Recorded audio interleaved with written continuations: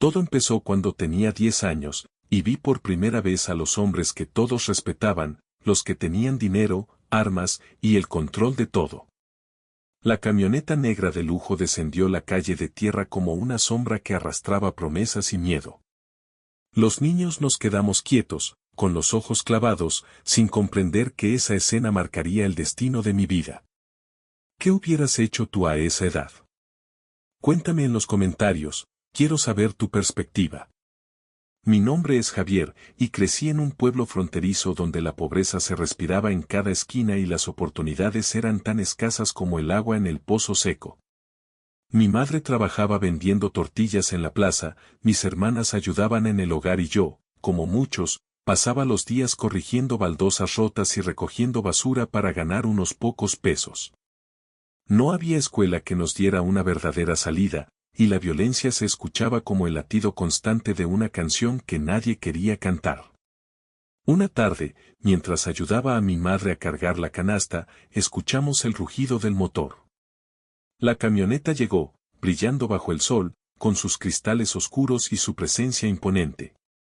Los hombres que descendieron eran diferentes, vestían trajes finos, llevaban relojes de oro y sus miradas estaban cargadas de una autoridad que nadie en el barrio podía desafiar. Los vecinos se inclinaron, como si un ritual invisible los obligara a mostrar respeto. Yo los observaba, sintiendo una mezcla de admiración y terror que se clavó en mi pecho. El jefe del grupo, un hombre de mirada dura pero voz tranquila, se acercó a la gente del mercado y, sin decir mucho, repartió sobres con dinero. Cada mano que recibía el sobre temblaba ligeramente, como si el peso del futuro se hubiera convertido en papel. Yo vi cómo la gente sonreía, aunque fuera por un instante, y pensé que tal vez ese era el camino para escapar de la miseria que nos rodeaba. Así comenzó mi primera lección dentro del mundo del cartel. Me llamaron halcón. No era más que un niño que observaba, que vigilaba las calles, que avisaba cuando la policía se acercaba o cuando un cargamento llegaba. Mi primera misión fue simple, subir al tejado de la casa de mi vecino y observar el paso de los agentes. Me dieron una pequeña pistola de juguete, que, para mí, se sentía tan real como cualquier arma que había visto en las películas. El regalo vino con una promesa: cuidar de mi familia a cambio de mi silencio y mi vigilancia. Los halcones son elegidos porque son invisibles para la ley, porque sus padres no pueden ser incriminados y porque su inocencia sirve como escudo. Cada vez que entregaba una nota o señalaba la presencia de la policía, recibía un sobre más grueso, una sonrisa de los hombres mayores y la sensación de que, al menos por un momento, estaba fuera del círculo de la pobreza. Pero esa sensación no duraba. Cada nuevo encargo me acercaba más al abismo. Con el tiempo, la presión creció.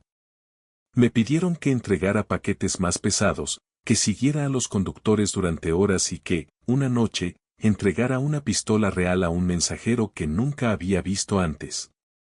El miedo se mezcló con la adrenalina, y el sonido del disparo se convirtió en una melodía que resonaba en mi mente.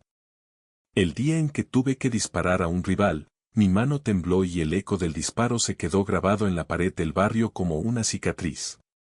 Recibí más dinero, ropa de marca y una cadena de oro que pesaba tanto como la culpa que llevaba dentro. Ese fue el momento en que comprendí que ya no era un simple observador, sino una pieza activa dentro del engranaje del cartel. El proceso de iniciación no fue solo material, también fue simbólico. Me hicieron jurar lealtad bajo la luz tenue de una lámpara, y me tatuaron un pequeño símbolo en la muñeca, una marca que decía soy parte. Ese tatuaje se convirtió en mi nueva identidad, borrando lentamente la del niño que jugaba entre los escombros. La culpa se transformó en desensibilización, el sonido de los disparos ya no me sobresaltaba, y el brillo del oro en mi cuello me hacía sentir que, tal vez, había encontrado un lugar donde pertenecer. A medida que ascendía, pasé de ser un simple halcón a convertirme en sicario. Ya no solo observaba, ahora ejecutaba órdenes. Mi nombre empezó a circular en los callejones como una advertencia. La gente que antes me miraba con curiosidad ahora me saludaba con miedo. Mi madre, que una vez me abrazó mientras cocinaba tortillas, comenzó a mirarme con ojos vacíos, como si el niño que la había criado ya no existiera. Una noche, el jefe me dio la orden de eliminar a un viejo amigo de la infancia, alguien que había sido mi compañero de juegos en el patio de la escuela. Esa orden marcó el punto de quiebre. El poder que antes parecía un sueño ahora era una cadena de sangre que me ataba a una vida sin retorno. Cada paso que di dentro del cartel me alejó más de la infancia que una vez conocí. El respeto que buscaba se volvió una sombra que se alimentaba de violencia y traición. Los beneficios materiales no pudieron compensar la pérdida de mi humanidad, la ruptura de los lazos familiares y el miedo constante de ser el próximo objetivo. La transformación psicológica fue lenta pero inexorable. Me convertí en alguien que ya no reconocía en el espejo, un hombre que llevaba la muerte como parte de su rutina diaria. Si esto te ha resonado, dale like, realmente quiero saber cómo te sientes al escuchar esta historia. El viaje apenas comienza, y en la siguiente parte descubriremos el momento decisivo que enfrentará al protagonista, la oportunidad de romper con el círculo o de sumergirse aún más en la oscuridad. Si esto abre tus ojos, suscríbete y acompáñanos en la próxima entrega, donde la realidad se vuelve aún más cruda y la elección final cambiará todo. En el silencio de la madrugada, mientras la bruma se adhiere a los tejados de chapa, el sonido de los motores se vuelve un latido constante que marca el ritmo de la vida que ya no es suya. El protagonista, ahora llamado el Cuervo por la manera en que se desliza entre sombras, se encuentra frente a la puerta de una casa que una vez fue el refugio de su infancia. La ventana está entreabierta, la luz de una vela parpadea y el aire huele a polvo y a recuerdos que se niegan a morir.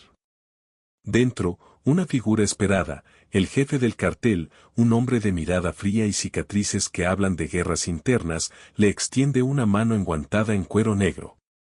La oferta es clara, el último acto que sellará su destino, eliminar a la última pieza que aún representa un vínculo con su pasado, la madre que lo crió con tortillas y rezos, ahora envejecida y frágil, que aún lleva en su rostro la esperanza de que su hijo algún día vuelva a ser el niño que la abrazó. El corazón del Cuervo late con una mezcla de adrenalina y una tristeza profunda que lo atraviesa como una lanza. Cada paso que dio para llegar a este punto estuvo marcado por la promesa de protección, la ilusión de poder, la sed de respeto. Pero ahora, al mirar los ojos cansados de la mujer que una vez le cantó nanas, siente como la realidad se vuelve una pared de cristal que se rompe bajo la presión de la culpa. La voz del jefe resuena en la habitación, como un trueno lejano: esta es tu oportunidad, hijo. Toma el control total, la zona será tuya, el respeto será tuyo para siempre. La pistola que sostiene en la mano tiembla ligeramente, no por la falta de habilidad, sino porque el metal frío refleja la sombra del niño que todavía grita en su interior. En ese instante, el tiempo parece dilatarse. Los recuerdos de los juegos en la calle, de los partidos de fútbol improvisados con una pelota de trapo, de las risas compartidas con su mejor amigo, se entrelazan con la visión de los cuerpos que ha dejado atrás, con los rostros de los compañeros caídos, con el sonido de los disparos que una vez lo asustaron y ahora le son familiares. La mente del Cuervo se debate entre dos mundos, el de la violencia que le dio un sentido de pertenencia, y el de la inocencia que aún anida en lo más profundo de su ser.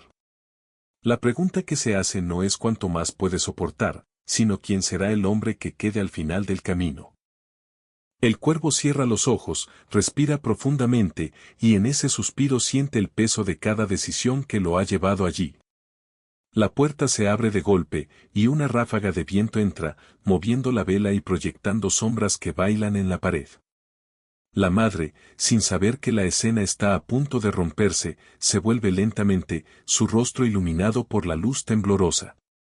Sus ojos se encuentran con los del Cuervo, y en ellos ve no solo al hijo que ha perdido, sino también al hombre que ha sido forjado por la crueldad del entorno. En ese momento, una voz interna, casi como un eco lejano de su infancia, le susurra: no eres tú quien decide, eres la vida que te ha dado la mano.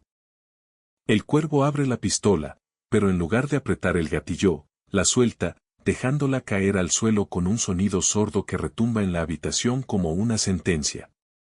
El silencio que sigue es más fuerte que cualquier explosión. El jefe, sorprendido, da un paso atrás, su rostro se endurece y su voz se vuelve más baja: has traicionado al cartel. El cuervo, sin embargo, no siente miedo, sino una extraña calma que lo envuelve. Sabe que el precio de su decisión será alto, que la sangre que ha derramado no se borrará con un simple gesto, pero también comprende que ha recuperado, al menos por un instante, la humanidad que creía perdida. En ese instante, la puerta trasera se abre de golpe y varios hombres armados irrumpen en la casa. La escena se vuelve caótica, los gritos se mezclan con el crujido de la madera, el sonido de los disparos vuelve a resonar en el aire. La madre, con una voz temblorosa, grita el nombre de su hijo, como si intentara arrancarle del abismo en el que se había sumergido. El cuervo, atrapado entre la sombra del pasado y la luz de una posible redención, corre hacia ella, la abraza con fuerza y la protege del fuego cruzado. En ese abrazo, el tiempo parece detenerse, y por un breve segundo, el niño que alguna vez jugó en la calle vuelve a ser el protagonista de su propia historia. Los hombres del cartel rodean la casa, sus rostros son máscaras de furia y determinación. El jefe, con la mirada fija en el cuervo, le dice: no puedes escapar de lo que eres.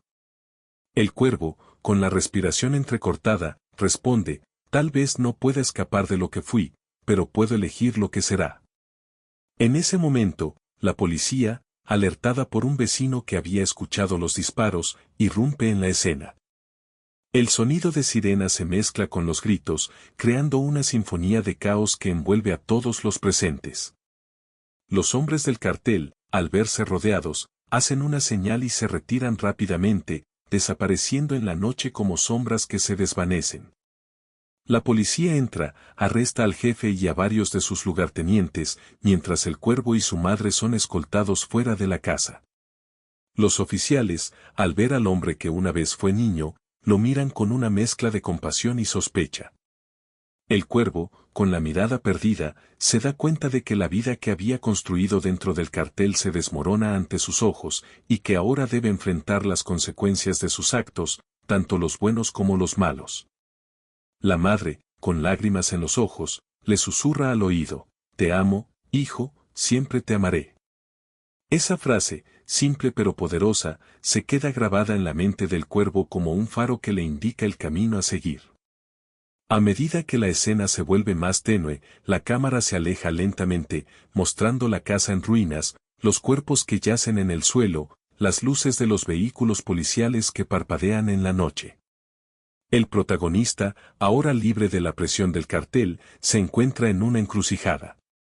Las preguntas que antes lo consumían, como la necesidad de pertenencia y el deseo de poder, se vuelven pequeñas frente a la enormidad de la vida que todavía le queda por vivir. El futuro es incierto, pero la decisión de romper con el círculo de violencia ya está tomada. El narrador, con una voz grave que acompaña la última escena, reflexiona sobre la naturaleza del poder y la vulnerabilidad del ser humano. Explica que la historia del cuervo no es una excepción, sino un espejo de miles de niños que crecen entre la pobreza, la falta de oportunidades y la omnipresencia del crimen organizado. Señala que el reclutamiento de menores no es solo una estrategia de los carteles, sino también un síntoma de una sociedad que ha fallado en ofrecer alternativas reales a los más vulnerables. La transformación psicológica que vivió el protagonista, la pérdida de la infancia y la adopción de una identidad forjada por la violencia, son un recordatorio de que la línea entre víctima y perpetrador a menudo se difumina en entornos donde la muerte se vuelve cotidiana. En este punto, la voz del narrador invita al espectador a reflexionar: ¿qué habría hecho usted si se encontrara en la misma situación?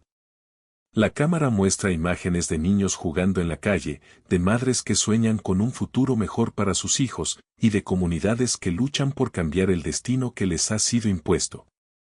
El mensaje es claro: la violencia no es inevitable, y cada decisión, por pequeña que parezca, tiene el potencial de cambiar el rumbo de una vida entera. Mientras la música se vuelve más suave, el protagonista se sienta en una silla de madera, rodeado de luces tenues, y comienza a escribir en un cuaderno. Cada palabra es un intento de exorcizar los demonios que lo persiguen, de darle sentido a los años de sangre y de encontrar una forma de redención. La cámara se enfoca en su mano temblorosa, que escribe frases como no quiero ser la sombra que mata, quiero ser la luz que guía, el futuro es posible. Estas frases aparecen en la pantalla, como un eco de esperanza que contrasta con la oscuridad que lo rodeó durante tanto tiempo. En ese momento, el sonido de un teléfono móvil vibra en la mesa. Es una llamada de un programa de reintegración social que busca ayudar a exmiembros de organizaciones criminales a reincorporarse a la vida civil. La voz al otro lado del auricular le ofrece la posibilidad de recibir apoyo psicológico, capacitación laboral y un espacio seguro donde pueda reconstruir su vida. El cuervo, con una mirada que combina duda y determinación, acepta la propuesta.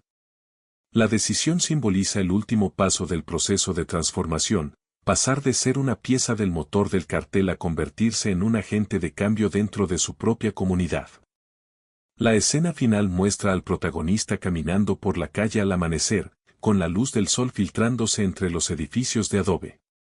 A su paso, niños juegan con una pelota improvisada, madres venden tortillas en los puestos y la vida continúa, aunque marcada por cicatrices que nunca desaparecen por completo.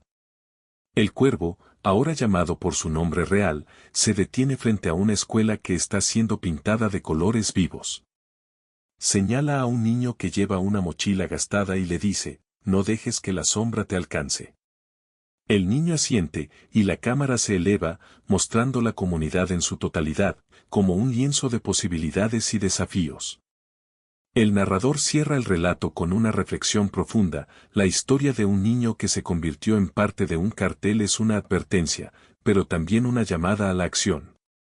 El cambio es posible, pero requiere la implicación de todos, gobiernos, organizaciones sociales, familias y cada individuo que decide no volver la vista atrás. La última frase suena como un llamado a la conciencia colectiva, solo cuando aprendamos a valorar cada vida, podremos romper las cadenas que atan a los niños a la oscuridad. Si esta historia te ha llegado al corazón, comparte tus pensamientos en los comentarios, cuéntanos qué opinas sobre las posibilidades de redención y qué crees que se necesita para evitar que otros niños sigan este mismo camino. Tu voz es importante, y juntos podemos generar conversaciones que impulsen cambios reales. Si sientes que este relato ha abierto tus ojos, dale like y suscríbete para seguir explorando historias que revelan la cruda realidad y la esperanza que aún puede surgir en los lugares más inesperados. La próxima entrega nos llevará a conocer a otras personas que, tras haber escapado del mundo del crimen, están trabajando para crear oportunidades para las nuevas generaciones. No te lo pierdas, porque cada historia cuenta, y cada historia puede marcar la diferencia.